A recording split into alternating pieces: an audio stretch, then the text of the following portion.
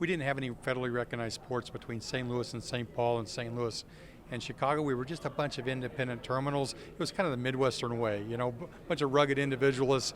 But it really does make sense for us to kind of group the port regions together or create port regions just to get the federal recognition, because you can't ignore the 100 million tons of freight cargo that moves out of the upper Mississippi River.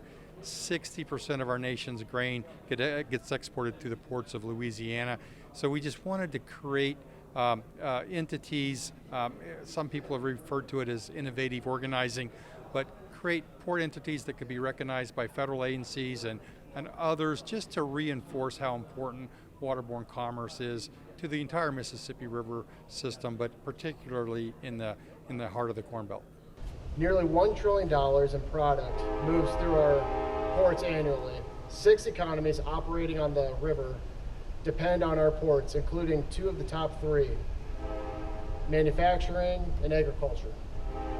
Iowa's inland waterways and the industries dependent on them support nearly 88,000 jobs, generating an astounding $5 billion of personal income. Waterways in our state contribute to $9.9 billion to the gross state product and a total output of $31 billion, all while providing $349 million in state and local tax revenue.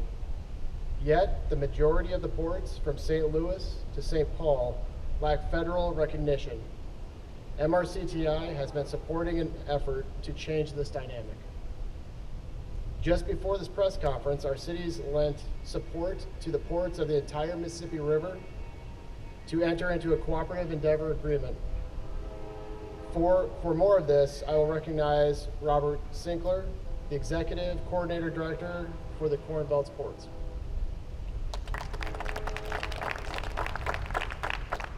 Yeah, 60% of our nation's grain is exported through the ports of Louisiana.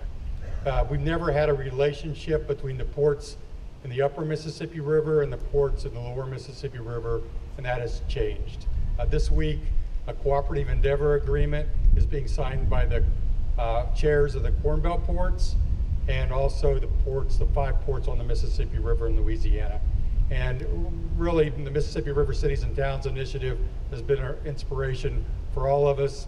And before we united the cities through the Mississippi River Cities and Towns Initiative, now we are uniting the ports from one end of the river to the other under this cooperative endeavor agreement, which is being finalized this week. 60% of the world's grain ships down the Mississippi River. We feed the world. We also use the Mississippi River for all kinds of manufacturing. What we would like to do is make sure that we do not place any barriers in our way for moving those goods throughout the world and remain in the Paris Accord. In terms of commerce, you know, the water levels are always seem to be a bigger thing that we focus on. Whether it's too high, of course we're very familiar with flooding issues in our area. In our part of the Mississippi River, we don't have locks and dams controlling things, so we're at the mercy of generally flooding and also, as we've seen lately, drought issues that can severely impact the traffic up and down the river.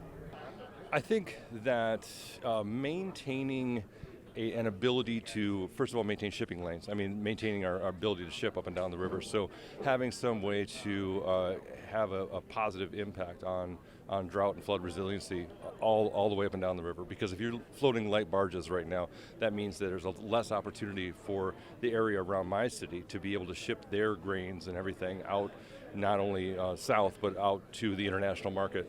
So those types of things, deploying natural infrastructure so that we can better mitigate the impacts of flooding and drought, I think is pretty critical at this point. Mississippi River, we're currently working on that port project, the Alexander-Kilroy Port District we have established, and that will provide, just for the construction of the port, we're looking at 500 jobs just to construct the port. And then once it's up and going there, it will service everyone for miles around. The Mississippi River is core to our city and many of the cities that are here today. For many years, I don't think we fully appreciated how much of a treasure we have being on one of the world's longest rivers, and certainly the largest in our country. And so much of our economy comes from the Mississippi River.